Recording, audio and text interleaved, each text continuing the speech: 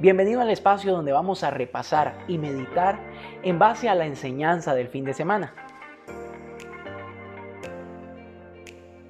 Esto es Conversaciones de Vida. Amigo o amiga, bienvenido una vez más a Conversaciones de Vida, episodio ya número 17. Y hoy tengo el privilegio de estar con uno de los fundadores de este podcast, nuestro pastor general, don Mau. Aquí estamos con toda la pata, como Así decimos. Es. Contento Muy de contento. ya terminar esta serie, don Mau. Terminando la serie Sé Valiente. ¿Y qué serie? Muy linda, estoy muy contento. Yo he escuchado por lo menos a un par de personas que me han dicho, he tomado decisiones de ser más determinados, o ser como Esther, o ser como Josué, gracias a esta serie. Yo creo que de eso se trata. Esa era la idea. La idea era realmente encontrar que tenemos circunstancias ante las cuales no podemos ni paralizarnos ni huir. Hay que enfrentarlas. Así es. Decisiones personales, decisiones que afectan tu familia, decisiones que afectan a un país, decisiones que afectan tu llamado de Dios. Decisiones. ¿Cómo? Con valor, con coraje, con determinación, pero con sabiduría también. Claro. Y al final de cuentas, no por uno ni para uno, sino por Dios y para Dios. Así es administrar miedos también. Es administrar el miedo. Que al final de cuentas eso significa ser valiente. O sea, una persona valiente, como le hemos dicho, es una persona que claro que experimenta temor. Todos tenemos temor a lo desconocido, todos tenemos temor a fallar, etc. Pero el valiente es el que decide administrarlo y decide enfocarse y tomar fuerzas de Dios para realmente responder. Así es, y como nos enseñaba inclusive Daniela la vez pasada, aprender de los fracasos que ella mencionaba, porque creo que todo gran profesional o gran ministro, lo que sea, inicia cometiendo errores y lo sigue cometiendo. El tema es aprender de eso. A mí me gustaría hacerle una pregunta, don Mau. ¿Usted recuerda la primera vez que usted predicó? Sí. En realidad, más que predica, fue una enseñanza. Ajá. Yo tenía un pastor. Sí. Yo tenía, 19 años, posiblemente 19 años. Y hicimos un viaje a una comunidad rural donde el pastor había sido invitado a dar un taller sobre el Espíritu Santo. Y así me dijo, mira, te toca a vos después. O sea, así, me dio como media mañana, algo así. No. Te toca. Y yo como loco, ¿verdad? Tratando de leer pasajes, etcétera. Entonces, ¿qué fue lo bonito de eso? Uno, la visión de un pastor que sabe que para desarrollar a alguien hay que tirarlo al agua. Claro. ¿Me entendés? Y que no hay ni tiempo para que lo repiense uno y se eche atrás. ¿No? Que, ok, te toca y tienes que hacerlo. Claro, yo tenía la palabra en la mano, ¿verdad? Y sabía que ese era el recurso que había que ir a buscar. O sea, no era que estaba en blanco. Pero es un reto, ¿verdad? Recuerdo otra vez que una compañera de la universidad me invitó a la iglesia de ella, que era en una comunidad marginal, urbana. Y wow, ahí lo poderoso fue que fue la primera vez que yo experimenté el ser utilizado por el Espíritu Santo sobrenaturalmente. O sea, hubo un impacto tremendo ahí, ¿verdad? Entonces, joven uno tiene miedos, pero yo creo que ahí es donde uno tiene que saber que uno es escogido y es acompañado y que al final, y bueno, desde 35 años para acá, el aprendizaje mío y todos los días es lo mismo, recuérdate, esto no se trata de vos, ¿verdad? O sea, uno es un canal, uno no es el centro, uno no es el fin de esto. Entonces, para aquellos jóvenes que quieren lanzarse, yo los animo a lanzarse. Pero también de cuidar su corazón. Claro. Cuidar las razones y las motivaciones por las que hacemos las cosas. Claro. ¿Verdad? Y este fin de semana hablábamos de un mensajero, de alguien que dedicó su vida a hacer esto que usted hizo por primera vez allá en esta conferencia del Espíritu Santo, y es Juan el Bautista. Un, diría yo, influencer de la época de Jesús, pero muy distinto a los influencers que conocemos actualmente. Porque ahorita los influencers que conocemos es, dígame lo que quiero escuchar y así voy a ser feliz, pero él no se dedicó a hacer eso. Bueno, él vino a ser más bien como un hipster, yo creo, ¿verdad? Sí. En aquel entonces. Vamos a ver, hemos hablado aquí en Sé Valiente de varios personajes, porque algunos han tenido que ser valientes para buscar cambiar su circunstancia, otros para interceder, otros para cumplir una tarea. En este caso, el llamado era ser una voz en el desierto. O sea, una voz diferente, una voz dura, una voz señaladora, pero a la vez esperanzadora. Entonces Juan el Bautista irrumpe en la historia como un llamado, o sea, no fue que apareció porque se le ocurrió.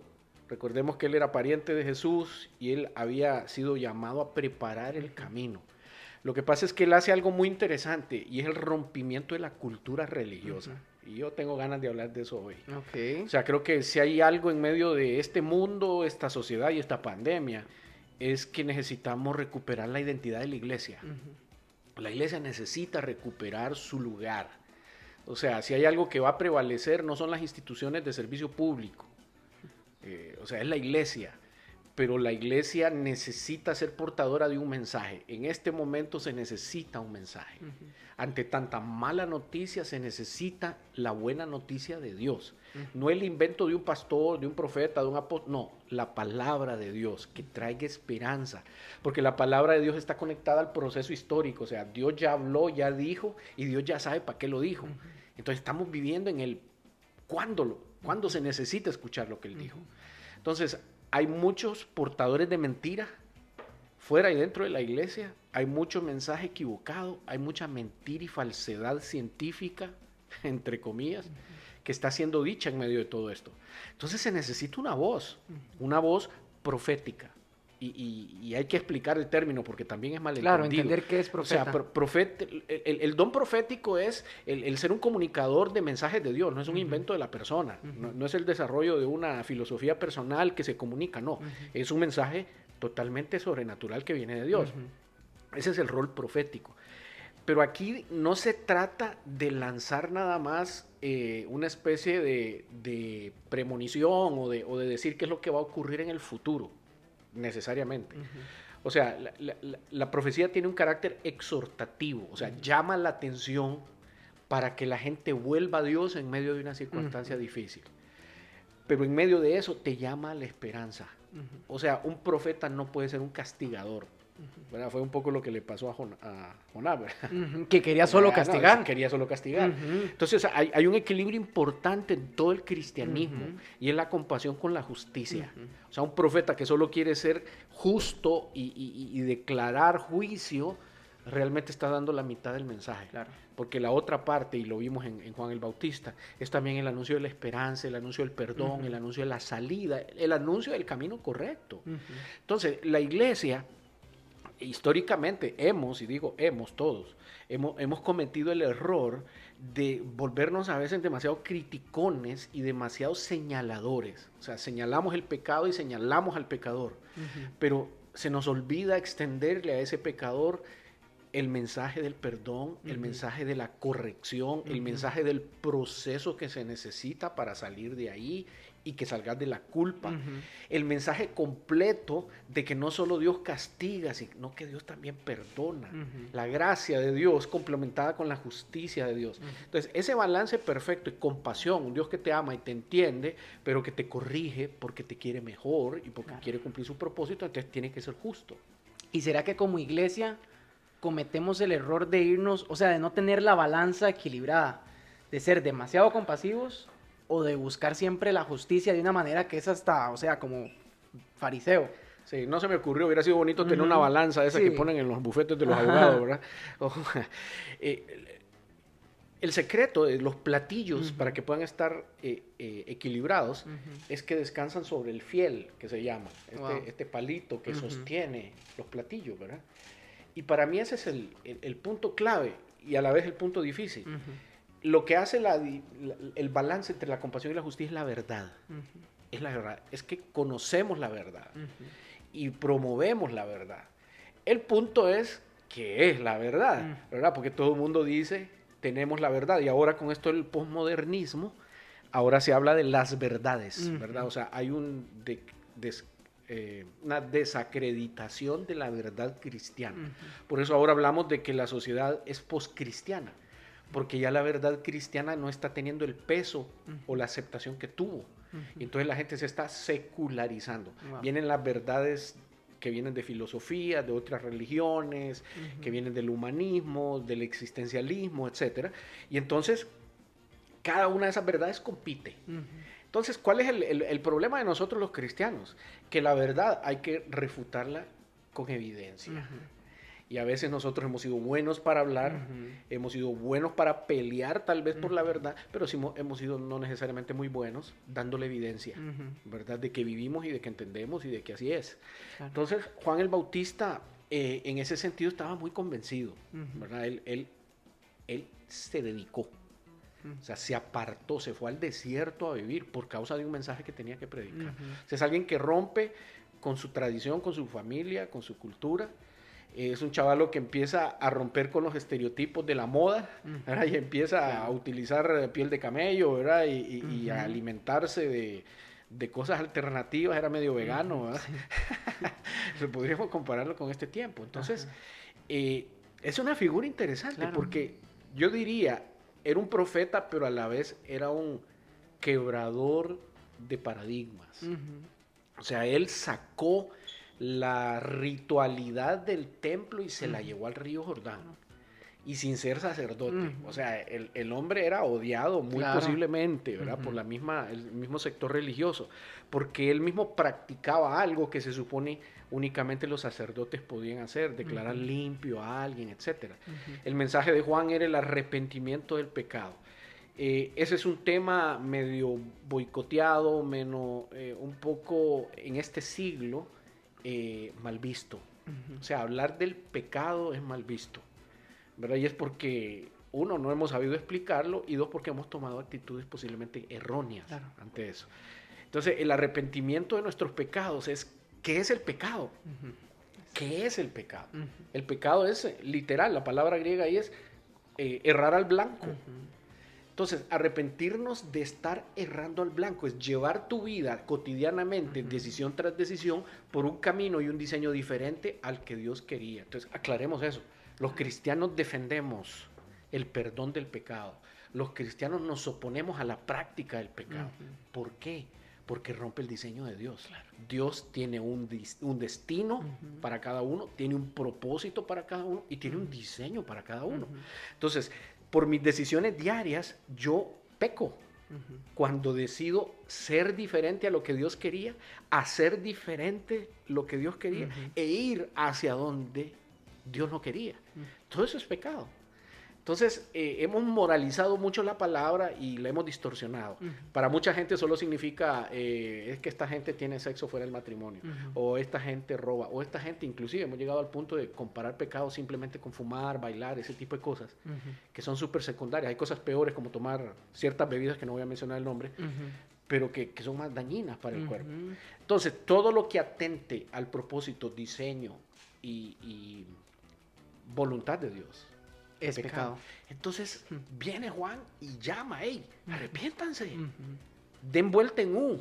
Eso es lo que significa, conviértanse. Generación de víboras, les dice, o sea, venenosos, tóxicos, cambien, cambien. Y le estaba hablando al pueblo religioso, ojo. Claro. Estaba hablándole a los judíos, que se creían que eran hijos de Abraham. Y que no. Por herencia. Claro. O sea, el cristianismo no es por herencia, señoras y señores. Es convicción. Es por convicción. Y la pregunta aquí que tal vez se podría hacer la gente, esa tarea de Juan el Bautista de denunciar y de anunciar, ¿le toca a todo cristiano? Yo diría que sí. Sí y no. Ok. Sí y no. Okay, o sea, sí. Vamos a ver. Cada uno tiene su propio llamado. Claro. O sea, creo que no todos somos llamados a ejercer el rol del profeta. Ok. ¿Verdad? Pero todos somos llamados a exhortar. Claro. Y a señalar. Ahí no es exclusivo de un profeta. Exactamente. Sí. O sea, me refiero a que hay gente específica en la historia de la humanidad que aparece, un Martin Luther King, ¿verdad? Que hay momentos claves estratégicos que Dios te llama, te levanta y te usa. Y chao. O sea, salir de escena. Claro. El profeta generalmente termina mal. Generalmente termina muerto y termina feo. Claro. Pero entonces no creo que todos somos llamados a ese rol. Sin embargo, todos somos llamados a denunciar la injusticia. Todos somos llamados a hacer luz en medio de la oscuridad. Todos somos llamados a estar como la sal en medio de la pudrición. Esa sí es responsabilidad de todos. Igual se necesita coraje y valor. Claro. ¿Verdad? Claro. Y yo creo que algo importante que hay que tener en cuenta es que debemos denunciar, pero también debemos actuar. Y era algo que usted mencionaba. Y yo creo que, o sea, haciendo un análisis inclusive de uno mismo, somos buenos a veces solo para denunciar y quedarnos en la denuncia. Es como, qué terrible esto que está pasando, pero no hacemos nada al respecto. Y creo que eso es algo que tenemos que cambiar como cristianos, el actuar, el tener esa conciencia social que usted mencionaba. Las cosas cuando vienen de Dios y no vienen del corazón nada más humano, implican compromiso, ¿verdad? Porque el egoísmo humano intenta hacerme aparecer yo soy mejor que, y entonces denuncio, denigro, bajoneo, señalo el defecto, ¿me entiendes? Pero el propósito no es constructivo, claro. Es más bien te quito para estar yo y aparecer yo como la gran figura. Por eso es que, no sé si me adelanto un poco, pero el tercer punto de la prédica justamente no estorbe, ¿verdad? Claro. Porque el ego de nosotros los cristianos, inclusive nosotros los llamados a hacer roles específicos, pudiera ser tan distorsionado por el ego que mata el propósito de la justicia, mata el propósito de lo que Dios quiere hacer. Porque la gente, en vez de ver a un Dios que interviene y que es misericordioso y que nos usa, nos ve a nosotros. Y resulta que entonces venimos nosotros y después nos jalamos una torta, cometemos un defecto, hacemos un error, lo que sea. Entonces la gente deja de seguir a Dios porque ven nosotros gente imperfecta. Entonces, la congruencia. La importancia de la congruencia y la importancia de vigilar el mensaje que estamos dando.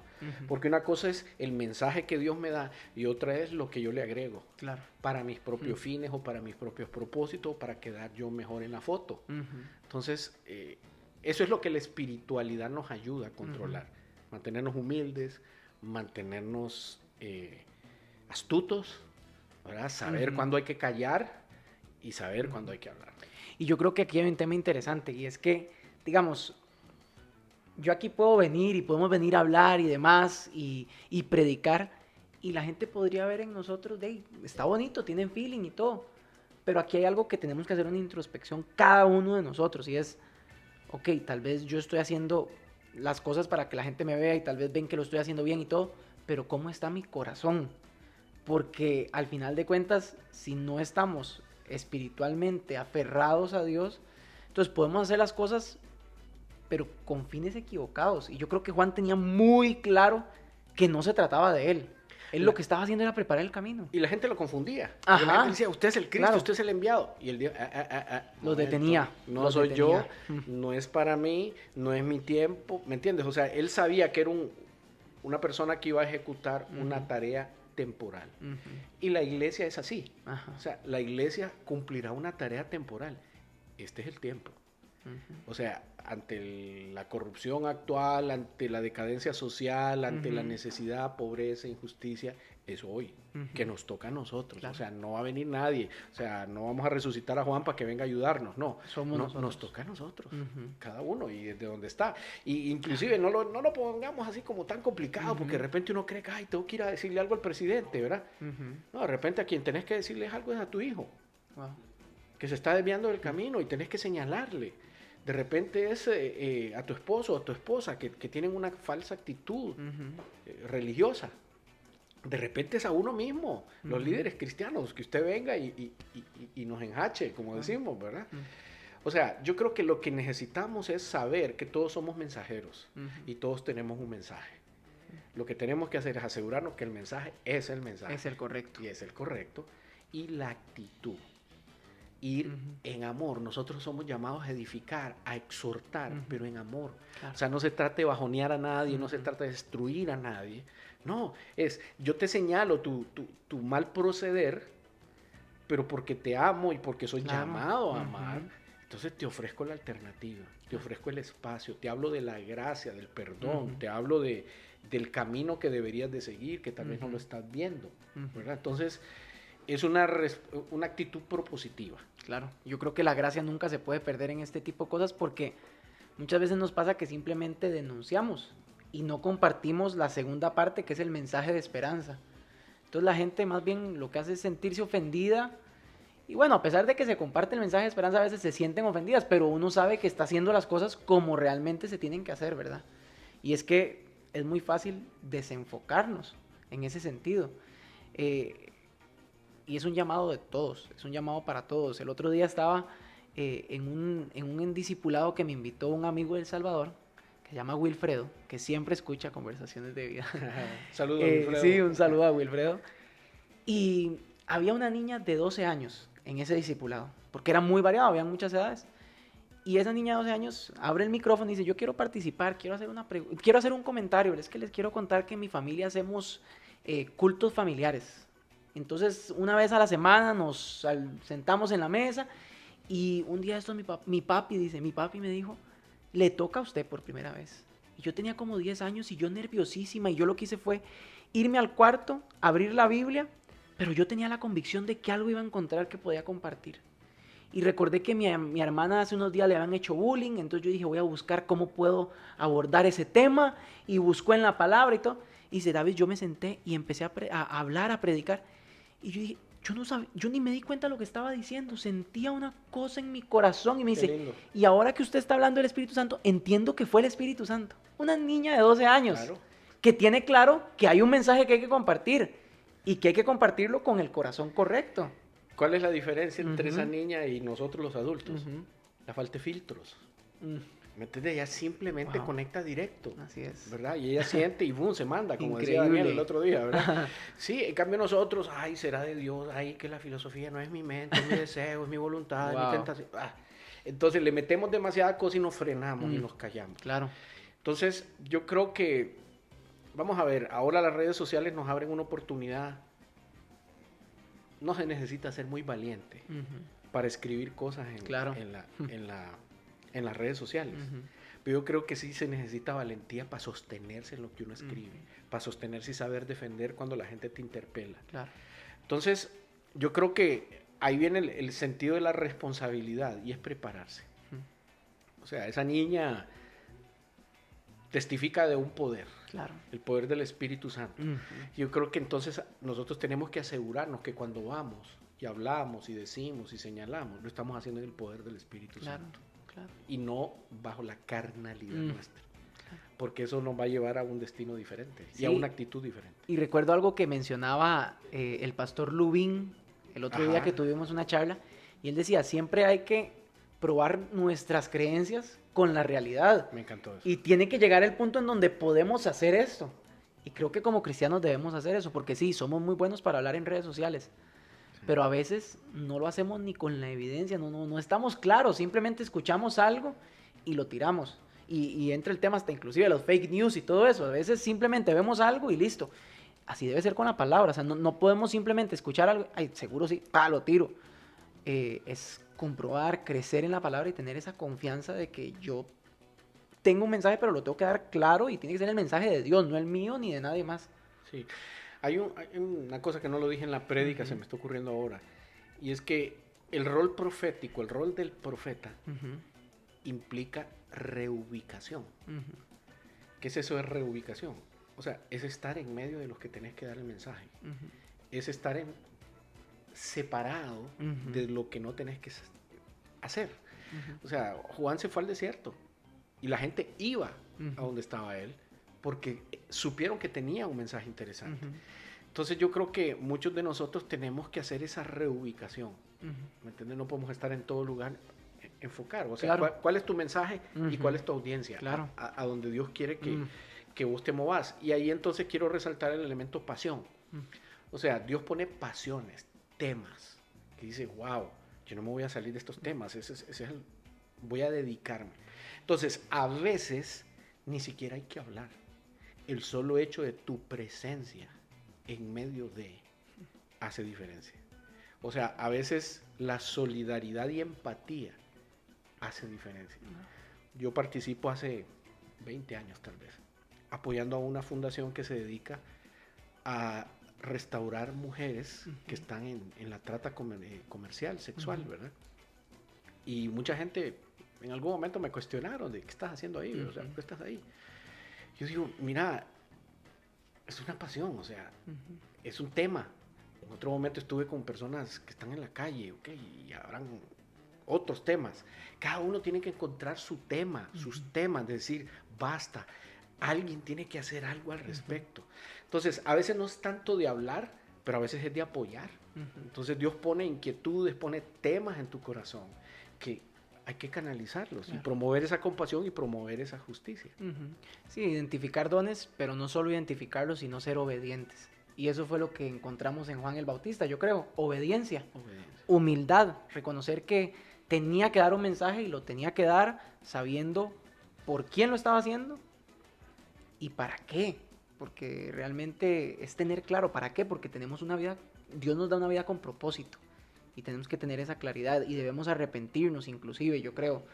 Yo creo que hay personas que tal vez nos pueden estar escuchando y decir, tal vez actualmente no soy el Juan el Bautista, sino soy esas personas que estaban escuchando a Juan el Bautista, que hoy tal vez reconocen que necesitan arrepentirse.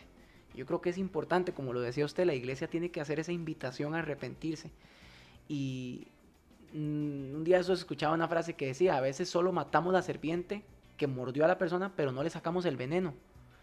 Y yo creo que sí, hay que identificar el pecado o lo que necesitamos transformar, pero trabajar en eso, permitir que Dios trabaje en eso. Ahí es donde entonces hay que presentar y anunciar la esperanza. Así es. ¿Verdad? El problema es que a veces no estamos preparados. Sabemos lo que no está bien, pero no sabemos explicar cómo podría estar bien. Wow. Entonces tenemos un reto, es conocer la palabra de Dios, el plan de Dios y el propósito de Dios para poder explicarle a la gente por qué corregimos. O sea, es como en psicología, ¿verdad? Usamos métodos para la crianza de nuestros hijos, la corrección. Entonces, vos no puedes nada más poner una regla y aplicarla sin explicar por qué y para qué. O por qué tiene que haber una sanción, ¿verdad? Un castigo. O sea, ¿por qué tiene que haber eso? Entonces, en la vida normal cristiana, pues es igual.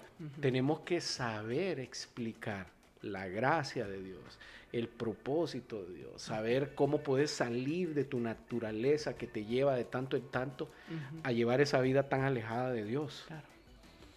Es increíble saber que Dios quiere, y nos lo ha mostrado a lo largo de estas semanas, que seamos valientes. Y yo creo que si algo hemos aprendido, Mau, es que no podemos ser valientes por nuestra propia fuerza. No, jamás. Yo creo que esa es mi invitación que podemos hacerle a la gente.